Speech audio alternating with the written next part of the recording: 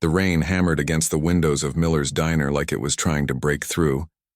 Rachel wiped down the same spot on the counter for what felt like the 100th time that afternoon, her shoulders aching from the long shift.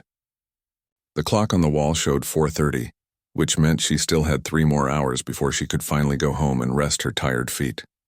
It was one of those slow days that made her anxious. Slow days meant fewer tips, and fewer tips meant she'd have to figure out which bill to pay late this month. Again. The diner was practically empty except for old Mr. Peterson in his usual corner booth, nursing his 3rd cup of coffee while reading yesterday's newspaper. He was a sweet man, always left $2 no matter what he ordered. But $2 wasn't going to help much with the stack of medical bills sitting on her kitchen table. Rachel was 23, though some days she felt twice that age. Her reflection in the chrome coffee machine showed dark circles under her eyes that no amount of concealer could hide anymore. She'd been working double shifts at the diner for almost 2 years now, ever since her mom got sick. The word cancer had changed everything in their lives overnight. One day they were getting by just fine, and the next day they were drowning in bills that kept coming and coming with no end in sight. She'd had to drop out of community college where she'd been studying nursing. The irony wasn't lost on her that she'd wanted to help sick people, but couldn't even afford to help her own mother properly. The partial scholarship she'd worked so hard to get didn't matter anymore. Her mom needed her, needed someone to drive her to treatments, to hold her hand during the bad days, to work enough hours to keep the lights on and the medicine cabinet stocked. The diner had become her whole world. She knew every crack in the vinyl booths, every stain on the ceiling tiles, every quirk of the temperamental coffee machine that only she seemed to know how to operate. Her boss, Mr. Miller, was a decent enough man, but he was tired too. Tired of running a business that barely made money anymore. Tired of competing with the fancy new restaurants opening up downtown. He'd been talking about selling the place, which terrified Rachel because she couldn't afford to lose this job. She had regulars who came in specifically during her shifts. They knew her by name, asked about her mom, left her better tips than the food really deserved. Mrs. Chen always requested her section and told her stories about her grandchildren. The construction workers who came in every morning for breakfast called her sunshine, even on her cloudiest days. These small connections were sometimes the only bright spots in her exhausting routine. The rain got heavier, turning the street outside into a blur of gray. Rachel watched cars splash through puddles, their headlights cutting through the gloom. She should probably start prepping for the dinner shift, though she doubted many people would venture out in weather like this. Her feet hurt, her back hurt, and she had that familiar tight feeling in her chest that came from worrying about money constantly. Her phone buzzed in her apron pocket. She pulled it out and saw a text from her mom asking if she could pick up the prescription on the way home. Rachel quickly calculated in her head whether she had enough in her account to cover it. Probably if the payment for the electricity bill hadn't gone through yet. She'd gotten good at this mental math, this constant juggling of which necessity could wait another day. The bell above the door chimed, pulling her attention back to the present. A man walked in, holding the hand of a little girl who couldn't have been more than 5 or 6 years old. They were both soaked completely through, their clothes dripping water onto the worn linoleum floor. The man's coat looked expensive, or at least it had before the rain got to it. The little girl's hair was plastered to her face and her pink shoes made squelching sounds with every step. Rachel grabbed some napkins and hurried over to them. "Oh my goodness, you two are drenched. Here, let me get you something to dry off with." She handed them the napkins, noticing how the little girl was shivering. "Come on, take any seat you like. The corner booth is warmest, away from the door." The man gave her a grateful look and guided his daughter to the booth Rachel had suggested. Up close she could see he was maybe in his late 30s, with kind eyes that had worry lines around them. He helped the little girl out of her wet jacket, trying to wring it out over the floor. "I'm so sorry about the mess," he said, gesturing at the puddles forming around them. "Don't you worry about that at all," Rachel assured him, already heading to grab some towels from the back. "That's what mops are for. You just get warm." She returned with proper towels and handed them over. The little girl took hers and immediately buried her face in it. "Thank you," she said in a small voice that made Rachel's heart squeeze. "You're very welcome, sweetheart." Rachel smiled at her before turning to the man. "Can I get you folks some menus? Maybe something hot to drink?" The man hesitated and Rachel saw him pat his pockets with growing concern. He checked his jacket pockets, then his pants pockets, then his jacket again with more urgency. His face fell. "Is everything okay?" Rachel asked. He looked embarrassed, running a hand through his wet hair. "This is mortifying, but I think I lost my wallet. It must have fallen out in the parking lot or somewhere between here and the birthday party we just left." He glanced at his daughter, who was still shivering despite the towel. "I don't suppose you'd let us just sit here until the rain lets up?" "I promise we won't be any trouble. I just need to get her warm and dry before we head back out." The little girl looked up at her father with those big, trusting eyes that children have. "Daddy, I'm really cold," she said quietly. "And hungry." Rachel saw the man's jaw tighten, saw the frustration and helplessness flash across his face. She knew that feeling intimately, that awful sensation of wanting to provide for someone you loved and not being able to. It was the same feeling she carried every single day. She made a decision right then, not even thinking about it really. It was just instinct. "Tell you what," she said brightly, pulling out her order pad even though she wasn't going to write anything down. "How about I bring you something to warm you both up? On the house. Nobody should be cold and hungry on a day like this." The man started to protest. "No, I couldn't possibly. Already decided," Rachel interrupted gently but firmly. "Besides, what kind of place would we be if we couldn't help out folks caught in a storm?" She winked at the little girl. "What's your name, sweetie?" "Lily," the girl said, managing a small smile. "Well, Lily, how do you feel about hot chocolate? The real kind with whipped cream on top." Lily's eyes went wide and she nodded enthusiastically. "Yes, please." "And for you, sir." Rachel looked at the man who seemed torn between gratitude and pride. "David," he said. "My name's David, and really you don't have to do this." "I know I don't have to," Rachel said simply. "I want to. Coffee okay for you?" David finally nodded, his eyes getting a bit shiny. "Thank you, really. This is incredibly kind." Rachel headed back to the counter, her mind already working. She'd make them the hot chocolate and coffee, and she'd bring them some food too. The grilled cheese sandwiches were cheap to make, and there was that tomato soup that Mr. Miller had made too much of yesterday. She'd tell him it was about to go bad anyway if he noticed, which he probably wouldn't. He usually left her alone to run the floor during her shifts. As she prepared the drinks, she watched David and Lily in the booth. He was helping her dry her hair with the towel, saying something that made her giggle. It was a sweet moment, and it made Rachel think of her own dad, who'd passed away when she was around Lily's age. She remembered how he'd always made her feel safe, even when things were hard. The hot chocolate she made for Lily was the good kind, with real cocoa and plenty of whipped cream and a sprinkle of chocolate shavings on top. She made David's coffee strong and hot. Then she put together 2 grilled cheese sandwiches and ladled out generous portions of the tomato soup. She arranged everything on a tray with extra napkins and some crackers on the side. When she brought it all to the table, David's eyes widened. "This is too much. I can't let you—" "It's soup that needs to be used up anyway," Rachel said, the lie coming easily because she'd told it before, to other people who needed a meal but couldn't pay. "And the sandwiches are simple. Please eat. You'll both feel better with something warm in your stomachs." Lily didn't need to be told twice. She grabbed her spoon and started on the soup immediately, making happy little sounds with each bite. David watched his daughter eat for a moment, then looked up at Rachel with an expression she couldn't quite read. "Thank you," he said quietly. "You have no idea what this means." But Rachel thought maybe she did know. She knew what it felt like to be caught in a situation beyond your control, to feel helpless and grateful for any kindness thrown your way. She'd been there, was still there most days. "Everybody needs a little help sometimes," she said, echoing something her mom used to tell her. "Enjoy your meal." "I'll be around if you need anything else." She left them to eat, going back to her other duties. Mr. Peterson needed a refill, and there were a couple of teenagers who'd come in and taken a booth near the window, shaking off their umbrellas. The rain continued its steady assault on the building, showing no signs of letting up any time soon. Rachel snuck glances at David and Lily while she worked.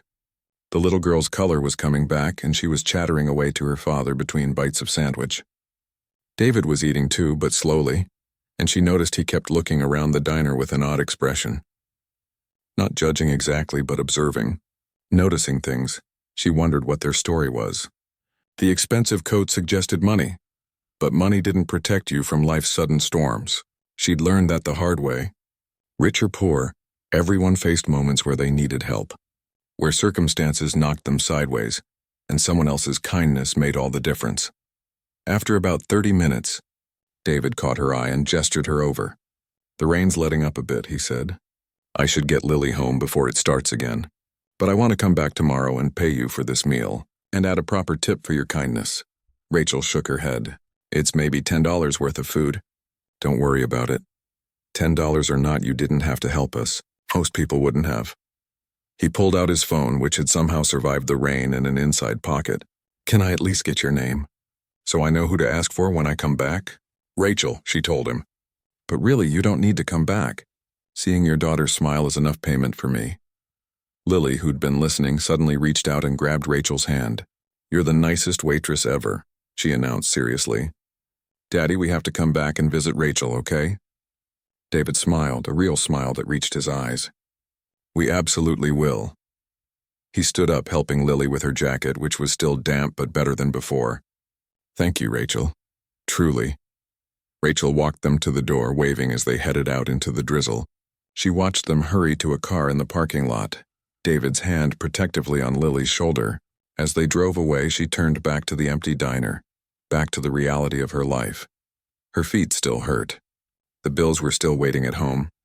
Her mom would still need that prescription picked up.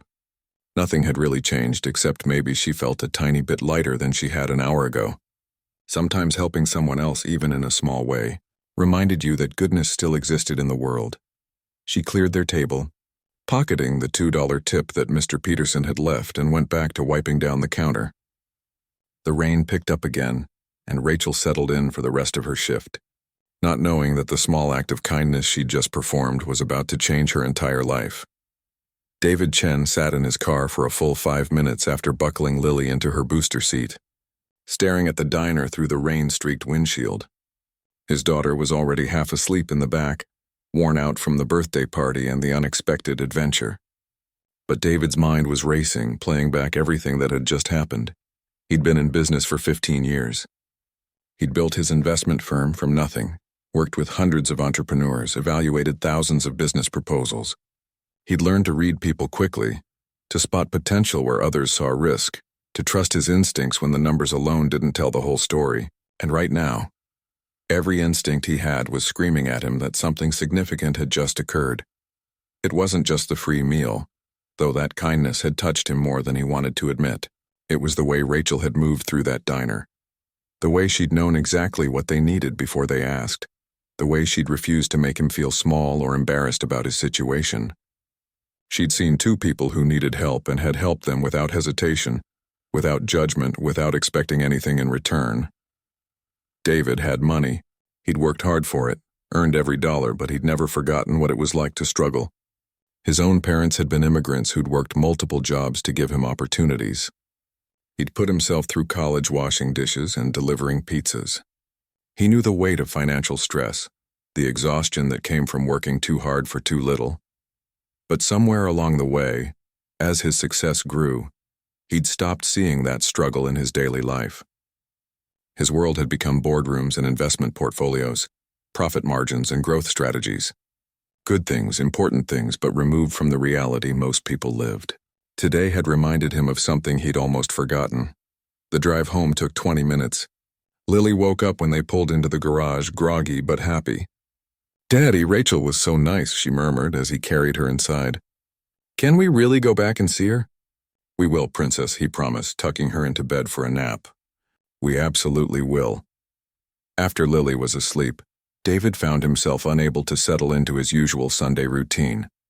He kept thinking about Rachel, about the tired eyes and genuine smile, about the way she'd dismissed his thanks like feeding strangers in a storm was the most natural thing in the world.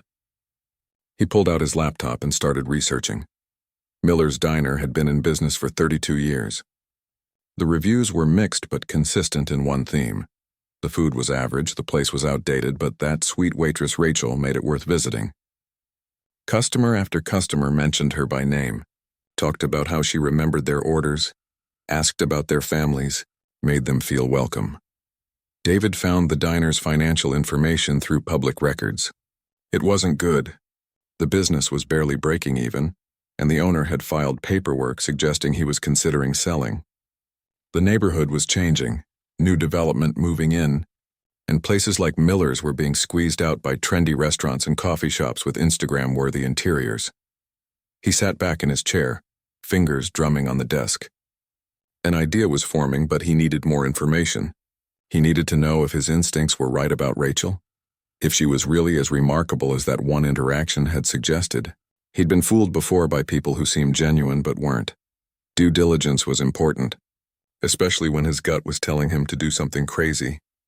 Monday morning, David called his associate Tony into his office. Tony had been with him for 7 years, good at research and discreet when needed. "I need you to do something for me," David said, sliding a piece of paper across the desk with the diner's address. "I want you to visit this place. Don't tell them who you work for or that you know me. Just be a regular customer. Go a few times over the next week, different times of day. I want to know everything about how it operates, but especially about a waitress named Rachel." Tony raised an eyebrow but didn't question it. That was one of the things David appreciated about him. "What exactly am I looking for?" "Everything. How she treats customers, how she handles stress, what the regulars say about her. Talk to people if you can do it naturally, and I want to know about the business itself, the operations, the potential." David leaned forward. "I know this sounds unusual, but trust me on this." Over the next week, Tony made 5 visits to Miller's Diner. Each time he came back, his reports were remarkably consistent. The diner itself was struggling. The equipment was old, the owner seemed checked out. But Rachel Rodriguez was extraordinary. "She remembers everyone," Tony reported on Wednesday. "I sat there for 2 hours yesterday, and she knew what the regular customers wanted before they ordered. There was this elderly guy who comes in every day, and she brought him his coffee with extra cream without him asking. She noticed when he seemed sad and sat with him for a few minutes on her break just to talk." Thursday's report was even more interesting. She suggested menu changes to the owner. Good ones, too. Told him they should offer a lunch special to compete with the new places opening up, that they should update the coffee to something better quality. He basically ignored her. It's like he doesn't realize she's the only reason half those customers come in. By Friday, David had heard enough. He asked Tony to dig deeper into Rachel's personal background, but to be respectful about it. What came back made David's chest tighten. Rachel's mother had stage 3 cancer. The medical bills were crushing. Rachel had dropped out of college where she'd been studying nursing on a partial scholarship. She worked 6 days a week, sometimes double shifts. She volunteered at a food bank on Sundays despite being exhausted. Last year, she'd organized a fundraiser for a coworker whose apartment had burned down, raising $3,000 for someone she barely knew. She was 2 months behind on rent. The eviction process had started. She had student loans in forbearance, credit card debt from medical expenses, and was apparently juggling payments like a circus act, deciding each month which bill could wait. And yet, she'd given away a free meal without hesitating. David made some calls. He had connections in the medical community through his investment work. By Wednesday of the following week, he'd quietly arranged for one of the best oncologists in the city to review Rachel's mother's case pro bono. He didn't tell Rachel about this, didn't want credit for it. He just wanted to help, and he had the means to do it. But the bigger question still remained. He had an idea, a business proposition that could change Rachel's life. But it was risky both for him and for her. He needed to be sure he wasn't being naive, that his instincts weren't clouded by emotion or guilt or some misguided sense of charity. Thursday evening, David returned to Miller's Diner. He came during the dinner shift, hoping Rachel would be working. She was, and her face lit up with genuine surprise when she saw him walk in. "David and Lily!" She hurried over, smiling at his daughter. "I was hoping you'd come back. I promised, didn't I?" David said, sliding into a booth. "Besides, Lily hasn't stopped talking about the best hot chocolate she's ever had." Rachel laughed, that tired but genuine laugh he remembered. "Well, I can definitely make that happen again. And this time, you're actually paying." She winked at Lily. "Your daddy found his wallet, right?" "He did. It was in the car the whole time, under my car seat," Lily announced proudly. They ordered food, real food this time that David would actually pay for, but he wasn't really here for the meal. He watched Rachel work while they ate, saw everything that Tony had reported. She moved through the diner with practiced grace, somehow managing to be efficient and warm at the same time. She joked with the cook, checked on an older woman sitting alone, diffused a complaint from an irritable customer with such skill that the person ended up apologizing to her. When things slowed down, David caught her eye. "Rachel, do you have a minute? I'd like to talk to you about something." She looked puzzled but nodded. "Sure, let me just check on my other tables." "I can take a quick break." She returned a few minutes later, sliding into the booth across from him while Lily colored on a kid's menu. "Is everything okay? Was the food all right?" "The food was great," David assured her. "But that's not what I want to talk about. When we were here last week, you mentioned something. You said you'd always dreamed of opening your own cafe someday." Rachel's cheeks flushed slightly. "Oh, that. I was just talking, you know. Daydreaming out loud. I shouldn't have bothered you with all that." "You didn't bother me," I asked, "remember? And you told me about your mom's recipes, about wanting to create a place where people felt welcomed and cared for." David leaned forward, his voice serious now. "What if I told you that could actually happen?" Rachel laughed, but it was uncomfortable. "That's sweet, but dreams like that require money. Lots of money. Money I definitely don't have, but I do." David pulled out a business card and slid it across the table. Rachel picked it up, her eyes widening as she read it. "Chen Ventures. Investment and Business Development." She looked up at him, confused. "I don't understand." "I'm an investor, Rachel. I help people start businesses, and I want to help you open your cafe." The color drained from her face. She set the card down like it might burn her. "Is this some kind of joke? Because if it is, it's not funny." "It's not a joke." David kept his voice calm, understanding her reaction. "I've spent the past 2 weeks thinking about this, researching, making sure I wasn't being impulsive. Everything I've learned has convinced me that this is a good investment." Rachel shook her head, standing up abruptly. "I'm sorry, but I don't know what you think you learned about me, but I'm nobody. I'm just a waitress who's drowning in debt and barely keeping my head above water. I'm not investment material." "Sit down, please," David said gently. "Just hear me out. 5 minutes. If you still think I'm crazy after that, I'll pay my bill and leave you alone." Rachel hesitated, then slowly sat back down. Her hands were shaking slightly, and David could see the fear in her eyes. Fear of hope, he realized. Fear of wanting something too much only to have it yanked away. "I've been doing this for 15 years, David began. "I've evaluated hundreds of business proposals, invested in dozens of companies. You know what makes businesses succeed? It's not just a good product or a smart business plan, though those help. It's the person behind it, their character, their work ethic, their ability to connect with people and make them feel valued." He gestured around the diner. "You have all of that. I've watched you work. I've talked to your regular customers. I've seen how you turn this ordinary diner into a place people want to come back to. Not because of the food, but because of you. That's nice of you to say, but I'm not being nice. I'm being honest. And I'm making you a business proposal, not offering charity." David pulled out a folder he'd brought with him. "I've put together a preliminary plan. I want to invest in opening your cafe. I'll provide the capital for everything. Leasing a space, equipment, initial inventory, operating expenses. In return, I'd take a 40% stake in the business. You'd own 60% and have full creative control." Rachel stared at the folder like it was a snake. "Why would you do this? You don't even know me. I know enough. And honestly," David smiled slightly, "because 2 weeks ago when I had nothing and my daughter was cold and hungry, you helped us without thinking twice about it. You didn't know who I was or whether I could pay you back. You just saw people who needed help and you helped them. That tells me more about your character than any resume ever could." Tears were forming in Rachel's eyes. "I can't accept this. It's too much. And what if I fail? What if I lose all your money? Then we fail together, and I move on to my next investment. That's business." David pushed the folder toward her. "But I don't think you'll fail. I think you'll build something amazing. Take this home, read it. Think about it. Talk to whoever you need to talk to. Then we'll meet again and discuss it properly." Rachel picked up the folder with trembling hands. "I don't know what to say." "Say you'll think about it. That's all I'm asking." Lily, who'd been quietly coloring but clearly listening, suddenly spoke up. "You should do it, Rachel. You'd make the best cafe ever. And you could make that hot chocolate every day." Despite the tears on her cheeks, Rachel laughed. She looked at David, then at Lily, then down at the folder in her hands. Okay, she whispered. I'll think about it.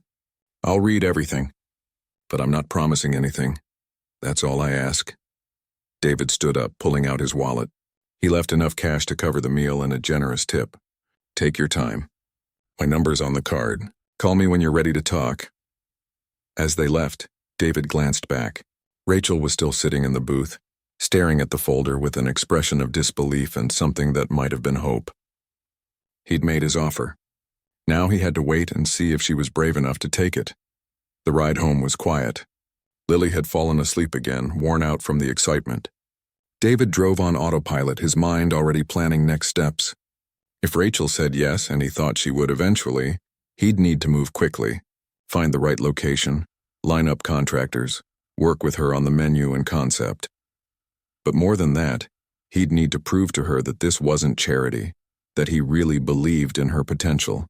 That would be the hardest part, convincing someone who'd been knocked down by life so many times to believe in herself enough to take this leap. His phone rang as he pulled into his driveway. Unknown number. He answered it. David? Rachel's voice was shaky. I'm sorry to call so soon, but I had to ask. Why are you really doing this? Please tell me the truth.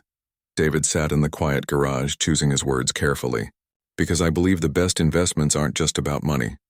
They're about recognizing potential and having the courage to bet on people who deserve a chance. You gave me and my daughter kindness when we needed it. Now I'm offering you an opportunity. What you do with it is up to you. There was a long silence. Then Rachel spoke, her voice stronger now. Can we meet again tomorrow? I want to talk about this properly. David smiled. Absolutely. You name the time and place. Miller's Diner. My break is at 3. I'll be there. He hung up and sat for a moment, feeling certain he'd just made one of the best decisions of his career. Sometimes the best investments were the ones that changed lives, not just bank accounts.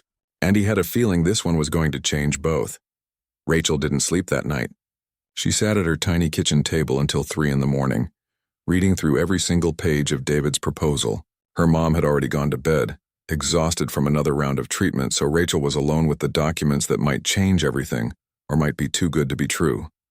The numbers made her head spin. David was talking about investing $250,000. $250,000. Rachel had never seen that much money in her entire life. The proposal outlined everything. First and last month's rent on a commercial space, renovations, commercial kitchen equipment, tables and chairs, initial inventory, marketing, even 6 months of operating expenses to give the cafe time to build a customer base. In return, he wanted 40% ownership. She'd keep 60% and maintain complete control over the menu, the atmosphere, the hiring, everything creative.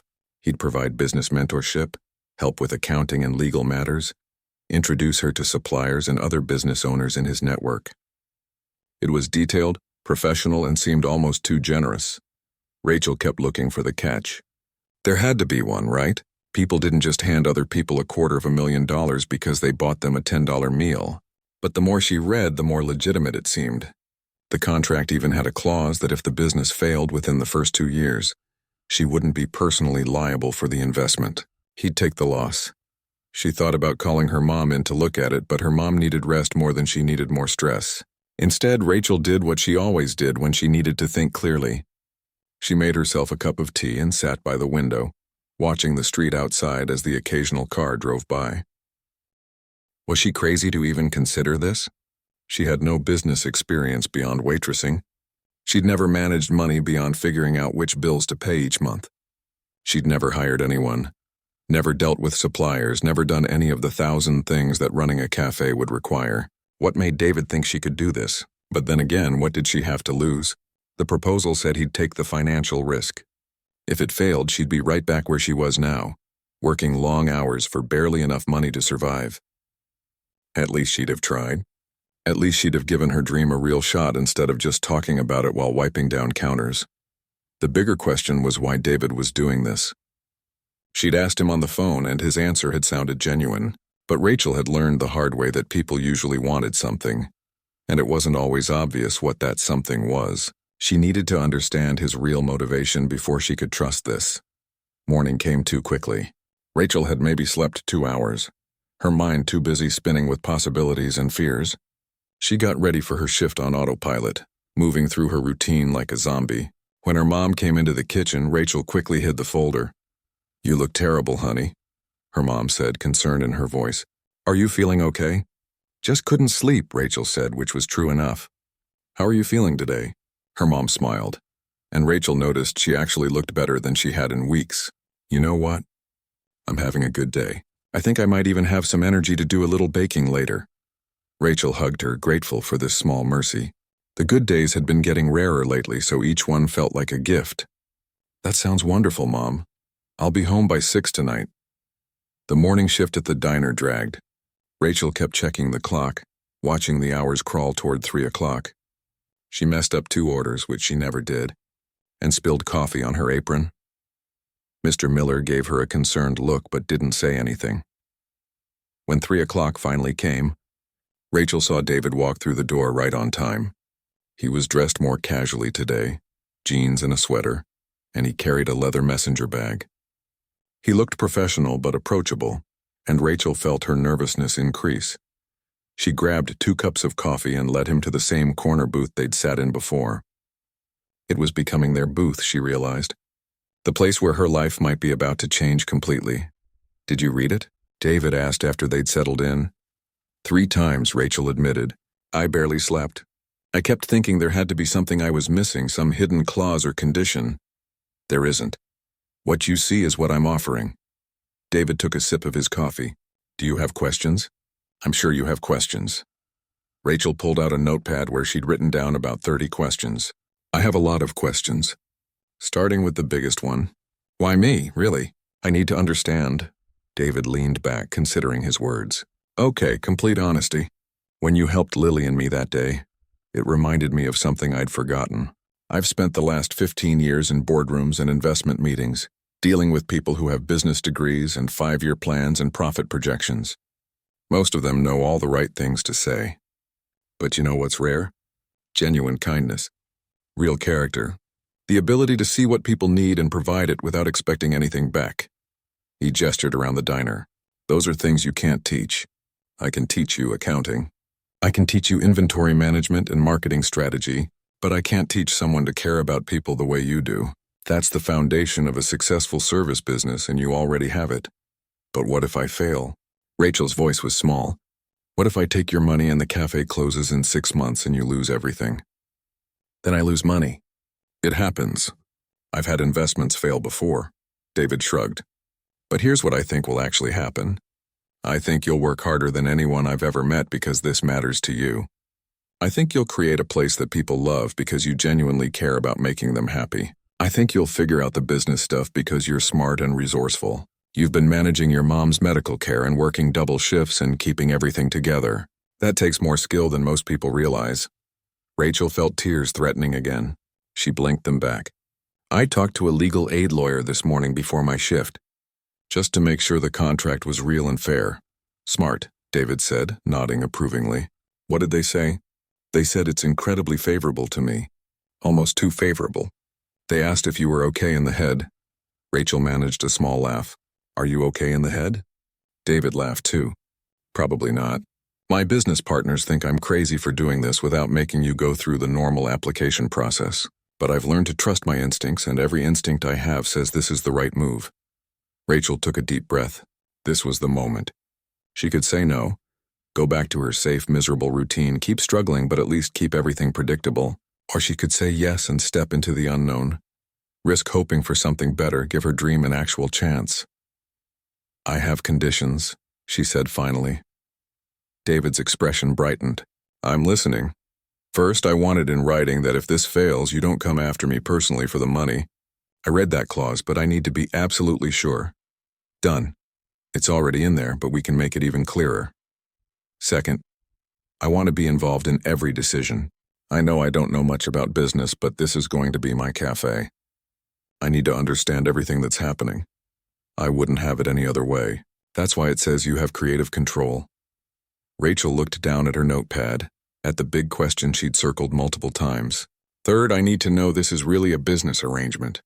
That you're not doing this because you feel sorry for me or because you think I'm some charity case who needs saving." David met her eyes directly. "Rachel, I'm not a charity. I'm an investor. Yes, I like you. Yes, I was moved by your kindness. But I'm putting $250,000 into this because I genuinely believe it will make money. I believe you have what it takes to build something successful. This is business. If I just wanted to help you out of pity, I'd have written you a check. Instead, I'm betting on you. Something in his tone and the directness of his gaze made Rachel believe him. She closed her notepad and set it aside. Okay. Then I have one more question. When do we start? The smile that spread across David's face was genuine and excited. Really, you're saying yes? I'm terrified and I think I might throw up, but yes. I'm saying yes. Rachel's hands were shaking, but she felt a strange lightness in her chest. Hope. Actual real hope for the first time in years. David pulled out his phone and opened his calendar. Okay, here's what happens next. This week we sign the formal agreements. I'll have my lawyer draw up the final contracts based on our conversation today. Next week we start looking at locations. I've already identified a few possibilities in neighborhoods that are developing but still affordable. Wait, you already looked at locations? Rachel was surprised. I told you I've been working on this for 2 weeks. I don't do anything halfway.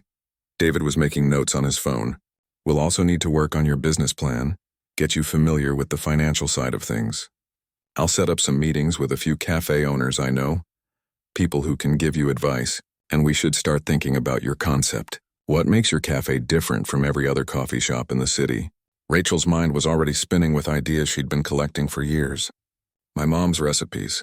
She's an amazing baker. Before she got sick, she used to make these pastries that everyone in our neighborhood loved, and I wanted to feel warm like home. Not trendy or fancy, just comfortable. A place where people feel welcome whether they're dressed in a suit or sweatpants. I love that, David said, typing notes. Tell me more. They sat in that booth for 2 hours, Rachel's shift forgotten as Mr. Miller covered her tables. David asked questions and Rachel answered them, finding that she had more ideas than she'd realized. She'd been thinking about this dream for so long that she'd developed opinions about everything from the type of coffee beans she'd use to how the tables should be arranged. What about the name? David asked. Rachel had thought about this 1,000 times. My mom's name is Rosa. I was thinking maybe Rosa's Cafe. Simple, but it honors her. Perfect. David made another note. Okay, one last thing for today. I need you to do something that might be hard. What? I need you to give notice at the diner. 2 weeks is fine, but you're going to need to focus on this full time once we get moving. The reality of what she was about to do hit Rachel like a wave. Quit her job, her steady, reliable, bill-paying job. Even though she hated parts of it, it was secure. It was known. Leaving it felt terrifying. David saw her face and spoke gently. I know it's scary, but I'm going to pay you a salary while we're setting up. Enough to cover your current expenses. It's in the budget. You won't be doing this for free. You're paying me to open my own cafe? Rachel couldn't quite process this. I'm paying you to work on our cafe, because that's what it's going to be until we're open. Full-time work deserves full-time pay. David pulled out a paper from his bag. Here's what I'm thinking for your salary during the setup phase. Does this work? Rachel looked at the number and almost choked on her coffee. It was more than she made working 60 hours a week at the diner. This is too much. It's fair market rate for a general manager position, which is essentially what you'll be doing. David was matter-of-fact about it. Rachel, you need to get comfortable with the idea that your time and effort have value. Real value. You've been undervaluing yourself for too long. The words hit deeper than he probably intended. Rachel had spent so long just trying to survive that she'd forgotten to think about what she was actually worth. She'd accepted low pay and exhausting hours because she'd been desperate, but David was right. She deserved better. Okay, she said quietly. I'll give my notice tomorrow. Good. David stood up, gathering his things. I'll send you the contracts by Friday. Read them carefully. Have your lawyer look at them again if you want. If everything looks good, we'll sign next Monday and start this adventure officially. Rachel walked him to the door, her mind still reeling. David, thank you for believing in me when I wasn't sure I believed in myself. Thank me by building something amazing, he said. That's all the thanks I need. After he left, Rachel went back to her tables, but everything felt different. The diner looked the same, the customers were the same, but she wasn't the same. She was someone with a future now. Someone with possibilities stretching out ahead instead of just more of the same endless struggle. When her shift ended, she drove home with the radio turned up, singing along to songs she hadn't paid attention to in months. She felt lighter than she had in years, like someone had lifted a weight off her shoulders she'd been carrying so long she'd forgotten it was there. Her mom was in the kitchen when Rachel got home, and there were fresh cookies cooling on the counter. The smell brought tears to Rachel's eyes. It had been so long since her mom had felt well enough to bake. "Mom, sit down. I need to tell you something." Rosa looked worried. "What's wrong? Did something happen?" "Nothing's wrong. Actually, something's right. Really, really right." Rachel pulled out David's folder and spread the papers across the table. "Remember that man and his daughter I told you about? The ones I gave a free meal to? The one you couldn't stop thinking about?" Rosa smiled knowingly. "It wasn't like that, Mom. But yes, he came back, and he made me an offer I almost can't believe." Rachel explained everything, watching her mother's face cycle through disbelief, joy, and worry. When she finished, Rosa was quiet for a long moment. Then she reached across the table and took Rachel's hands in hers. "You're going to do this." "I'm terrified," Rachel admitted. "Good. If you weren't scared, it wouldn't mean enough to you." Rosa squeezed her hands. "Baby, you've spent the last 2 years taking care of me, putting your life on hold, working yourself to exhaustion. It's time you did something for yourself. It's time you let yourself dream again. But what if I fail? What if I let everyone down? Then you pick yourself up and try something else. But Rachel, what if you don't fail? What if you succeed beyond anything you imagined? Don't let fear steal that from you." Rachel hugged her mother tight, smelling the familiar scent of vanilla and cinnamon that always meant home. "We're going to call it Rosa's Cafe, after you." Rosa pulled back, tears in her eyes. "After me? Your recipes, your warmth, your love. That's what made me want to do this in the first place. The cafe should have your name." They sat together at that kitchen table, eating warm cookies and planning a future that had seemed impossible just 24 hours ago. Rachel still had 1,000 fears and doubts, but underneath them all was something she hadn't felt in a very long time. She felt like maybe, just maybe, everything was going to be okay. Giving notice at Miller's Diner was harder than Rachel expected. She'd worked there for 3 years, and despite everything, the place had become familiar. Safe. Mr. Miller looked genuinely sad when she told him she was leaving, though he didn't seem surprised. "You're too good for this place anyway," he said, shaking her hand. "I always knew you'd move on to something better. I just hoped it wouldn't be so soon." The regular customers took it even harder. Mrs. Chen actually cried when Rachel told her during her usual Tuesday breakfast. "Who's going to remember that I like my eggs over easy with extra toast?" she asked, dabbing at her eyes with a napkin. "The next waitress will learn," Rachel assured her, though her own throat felt tight. "And I'll give you the address of my new cafe when it opens. You better come visit me. Every week," Mrs. Chen promised. "I'll be your first regular customer." Those 2 weeks felt strange, like Rachel was living in 2 worlds at once. During her shifts, she was still the same waitress she'd always been, taking orders and refilling coffee and wiping down tables. But in between, during her breaks and after work, she was becoming someone new. Someone who looked at commercial real estate listings and learned about business permits and met with David to talk about equipment suppliers. David was patient but thorough. He took her to visit 3 different cafe owners he knew, people who'd built successful businesses from scratch. Each one shared their mistakes and their victories, and Rachel listened to everything like her life depended on it. Which, in a way, it did. "The first year is the hardest," one owner told her, a woman named Patricia who ran a popular breakfast spot downtown. "You'll work harder than you've ever worked in your life. There'll be days you want to quit, days when the espresso machine breaks and you're short-staffed and you wonder why you ever thought this was a good idea.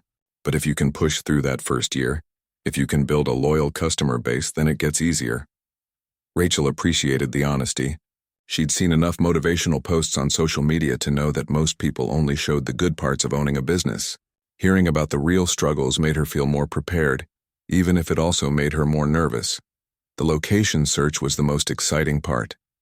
David had identified several possibilities in neighborhoods that were starting to develop, but weren't too expensive yet.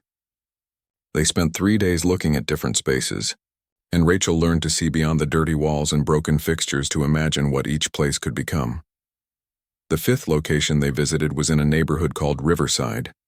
It had been a declining area for years, But recently, young families had started moving in, attracted by the lower housing costs. A new community center had just opened, and there was talk of a farmer's market starting up in the summer. The space itself was small, maybe 1,200 square feet, but it had huge windows that let in beautiful natural light and a little patio area out back. "This is it," Rachel said the moment she walked in. She could see it so clearly. Tables near the windows where people could sit and read.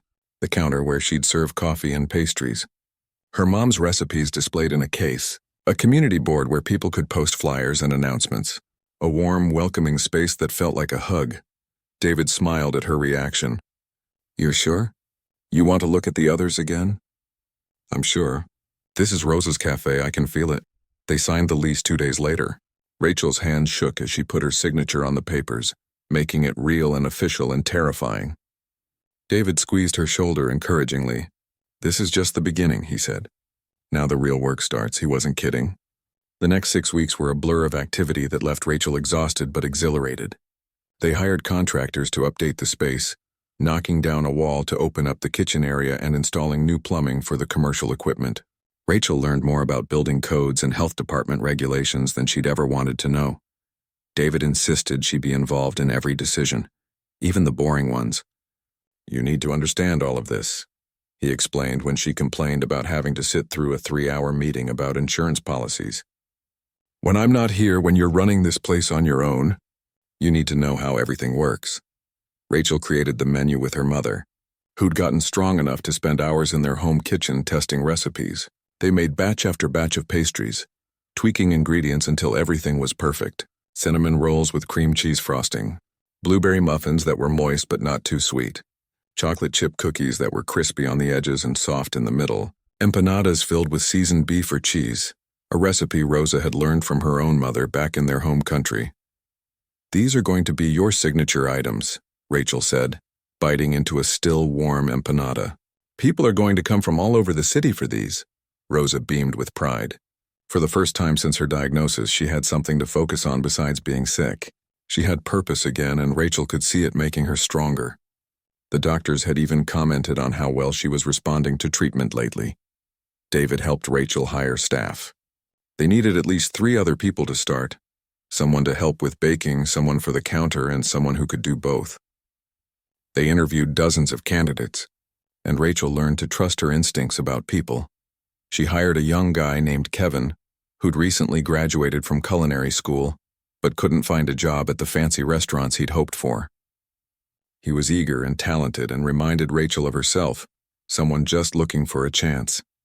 For the counter position, she chose a woman in her 40s named Beth who'd been out of the workforce.